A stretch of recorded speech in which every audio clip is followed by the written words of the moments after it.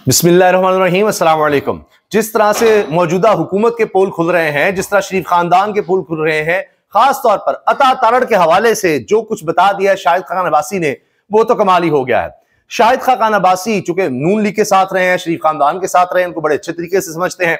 उन्होंने अता तारड़ का तो पोल ही खोल दिया है कि क्या अता तारड़ ने कहा वज़ीर इत्तलाआत और नशरियात बनते हैं, लेकिन हुआ क्या उस बारे में देखिए कि शाहिद खान अब्बासी ने क्या गुफ्तगू की है कि किस तरह एक कॉन्फ्रेंस से ही हुकूमत लरस जाती है। बाकी तो बात ही छोड़िए, और अता तारड़ ने क्या वादे किए थे, क्या दावे किए थे, वो भी ये बता रहे हैं।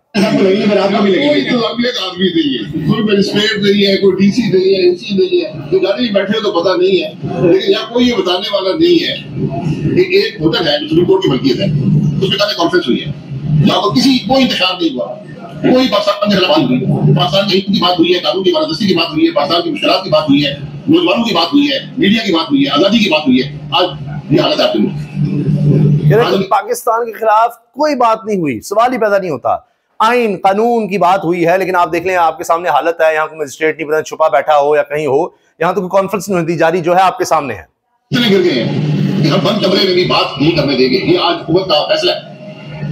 हमें तो वादा किया था इंफॉर्मेशन मिनिस्टर साहब, ये अब आगे वादा इंफॉर्मेशन मिनिस्टर ने वादा किया था, वो क्या वादा था, और कह रहे हैं कि हमें तो अब कॉन्फ्रेंस यानी बंद कमरे में भी बात नहीं करने दी जा रही। यहाँ ये हुकूमत इतनी गिर चुकी है, लोग इतने गिर गए हैं, और शरीफ खानदान का भी आगे नाम लिया इन्होंने। लेकिन पहले अता तारड़ का सुनिए कि इंफॉर्मेशन मिनिस्टर अता तारड़ ने तो हमें कहा था कि जी आप हाँ कॉन्फ्रेंस करें, ठीक है, क्योंकि शाहिद खान अब्बासी कह चुके हैं कि महरंग बलोच और मंजूर पश्तीन को तो भी बुलाया नहीं हमने, तो शायद उनका ये इतराज था कि जी वो नहीं आने चाहिए, उनको गिरफ्तार करेंगे, फला होगा। तो इन्होंने बताया कि अभी तो हमने उनको इनवाइट ही नहीं किया, आगे चल के जब होगा तब देखी जाएगी, अभी तो सिर्फ हम आपस में लोग हैं, किसी पर कोई मुकदमा नहीं, कुछ नहीं।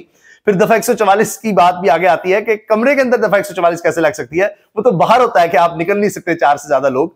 तो अता तारड़ के बारे में उन्होंने बताया कि उन्होंने क्या दावे किए थे या क्या वादे किए थे, क्या उन्होंने यकीन दहानी कराई थी। बिल्कुल करें, मैं सुबह आया सबको कह रहा हूँ अता तारड़ साहब ने हमें इजाजत दी है, तो ये नहीं मानते, क्या मैं उनको भी मान दूंगा। कह रहे हैं अता तारड़ ने रात को कहा कि हाँ कॉन्फ्रेंस करें, इस पर कोई इतराज नहीं, ठीक है ठीक है।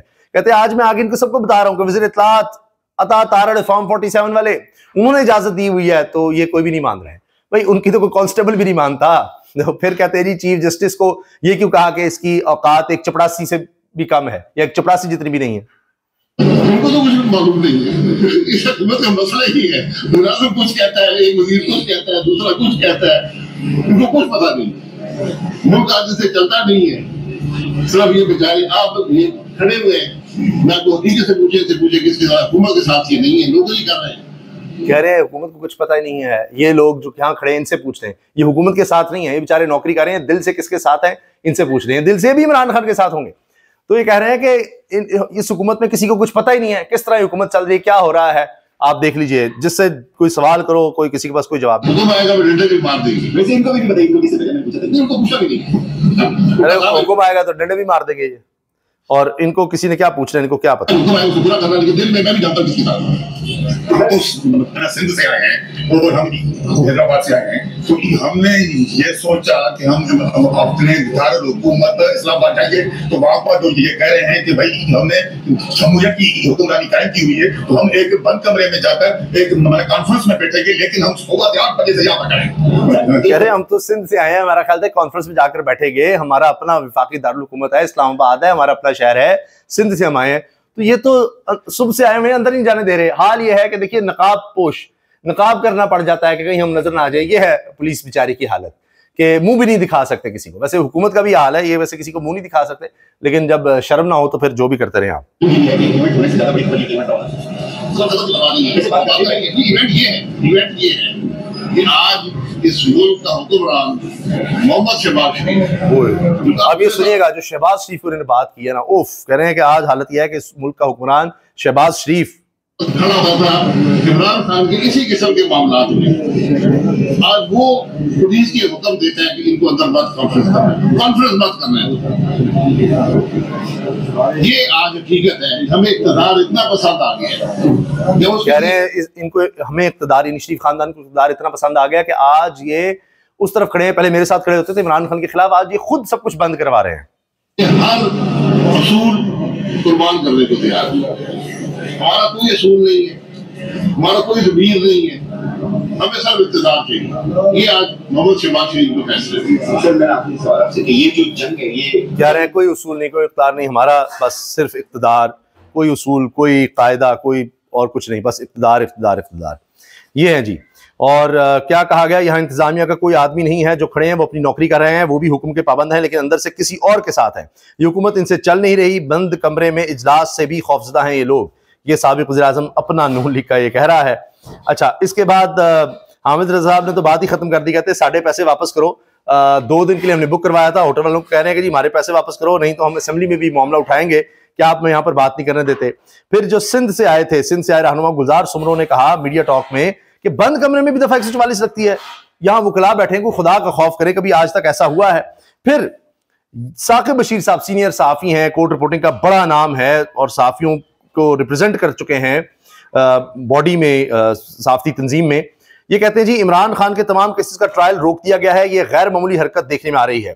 ऐसा लगता है हुकूमत खौफजदा हो गई है कि अपोजिशन जो तहरीक चलाने जा रही है इसमें इमरान खान कोई मशवरा ना दे दें, इसलिए इन्हें जेल में तनहा कर दिया गया है कि जेल में कोई अब ट्रायल ही ना हो, कोई केस ही ना चले, क्योंकि वो फिर 4-5 घंटे का केस होता है, दीगर लीडरशिप भी पेश होती है, जो मुल्जिम है उन सबको अदालत में पेश करना है, चाहे जेल में ही लग रही है अदालत, वो भी वैसे तो खिलाफ वर्जी इंसानी हुकूक की।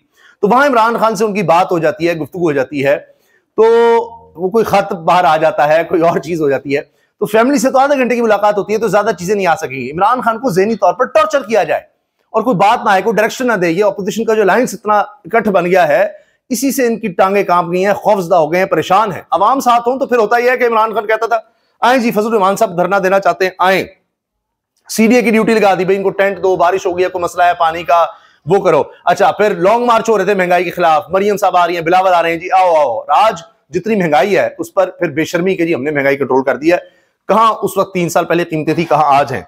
तो साकिब बशीर साहब ने इस रात से पर्दा उठाया है कि असल कहानी तो ये नजर आ रही है कि अब ये चाहते हैं कि हुकूमत परेशान चुके हैं, तो ये चाहते हैं कि किसी तरह इमरान खान कोई बात ना कर सके, गुफ्तगू ना कर सके, क्योंकि केस पहले एक था वो 16 फरवरी से रोका गया 26 तक, अब 12 मार्च की तारीख दे दी गई है। ऐसे ही तोशाखाना ट्रायल चल रहा है, वो भी 17 तारीख से रुका और इसकी समाअत 27 को होनी है, लेकिन इसमें भी तारीख मिलनी है मार्च के महीने की। खान साहब के केसेस का रुक जाना गैर मामूली काम है। खान की फैमिली और वकला से मुलाकात आधे घंटे की होती है, लेकिन ट्रायल में 4-5 घंटे, सारी लीडरशिप में होती है बात। तो खान को स्ट्रेटजी बनाने, खत लिखने, तहरीक चलाने का ठीक ठाक मशवरा मिल जाता है, वो मशवरे दे देते हैं, टाइम मिलता है। तो इससे बजाय हुकूमत बड़ी परेशान है और इसको रोकने के लिए हुकूमत ये इक़दाम कर रही है कि जी वो केस आगे ले जाए। कहाँ की अदलिया रह गई, कहाँ के फैसले, कहाँ का इंसाफ, ये इस तरह से चल रहा है। तारीख कोई जज नहीं देता, जज तो फैसला भी नहीं देता, वो भी जिस तरह ये बात करें कि वो तो मिलता है कि तुमने ये फैसला सुनाना है। ये नौजवान सहाफ़ी ने जनाब देखिए कि ये पोल खोल दिया है कि कितना डर है, इमरान खान तो जेल में है, उसके नाम पर कोई कॉन्फ्रेंस भी ना हो जाए। ये देखिए, और कहा गया कि नहीं लेजेंड होटल तो खुला है, किस तरह खुला है ये देखिए नौजवान साहब ने दिखा दिया। जी, इस वक्त हम लेजेंड होटल के बाहर मौजूद हैं और मेरे पीछे आपको बड़ी तादाद में नफरी है वो भी नजर आ रही होगी, क्योंकि इस वक्त लेजेंड होटल को मुकम्मल तौर पर सील कर दिया गया है। और शायद कप्तान अब्बासी साहब अभी थोड़ी देर पहले यहाँ पर पहुंचे हैं और उनके मुताबिक जो अदाकारण है और राना सनाउल्लाह साहब है, उन्होंने बयान दिया है कि लेजेंड होटल खुला हुआ है, किसी किस्म की कोई रुकावट मौजूद नहीं है। लेकिन मैं आपको मुनाज़र दिखाता हूँ कि राना सनाउल्लाह खुला है, कोई रुकावट नहीं है, जाए। और ये हाल है कि वो दिखा रहा है। ये अब देखिए पीके एक्ट तो खुद वुज़रा पर लगता है, झूठ बोलते हैं, गलत बात करते हैं। उसी के साथ ही आपको थोड़ा सा दिखाया है, ये मेन एंट्रेंस का रास्ता है जो कि लेजेंड होटल की अंदर मेन बात जो अभी में इस वक्त मुकम्मल तौर पर ये सील है और किसी किस्म की कोई एंट्रेंस यहाँ पर नहीं है। मीडिया सारा सब बात मौजूद है और लेजेंड होटल को मुकम्मल तौर पर सील किया गया है। ये वो रास्ता है जो कि आसमा जहांगीर ये आसमा जहांगीर हॉल का नाम तो रख दिया गया, लेकिन आसमा जहांगीर जो ग्रुप होता था जिसको आप देख रहे हैं आजम नज़ीर तारड़ और एहसन बून और इस तरह दीगर लोग, वो देखिए वो आज हुकूमत में है और क्या हाल हो गया है। ये है जनाब इस वक्त मुल्क की हालत, ये है आइन, ये है कानून, यहाँ कोई आज़ादी बची नहीं। यहाँ बड़े बड़े सियासतदानों के लिए भी यह है कि वो बंद कमरों में बैठकर बात नहीं कर सकते, यहाँ तो बात नहीं हो सकती। यहाँ साफत क्या होनी है, साफियों को भी उड़ा दो, सियासतदानों को उड़ा दो, इनका बस चले तो हर चीज़ बंद कर दें, लोग घरों में बंद हो, कोई सांस भी ना ले सके, सांस लेने पर भी पाबंदी लगा दें। ये इतने जालिम लोग हैं, इनका बस नहीं चल रहा कि भाई लोग सांस भी क्यों ले रहे हैं, बात भी कर रहे हैं, इख्तिदार की हवस में अंधे हो चुके हैं। इजाज़त दीजिए, अल्लाह हाफ़िज़।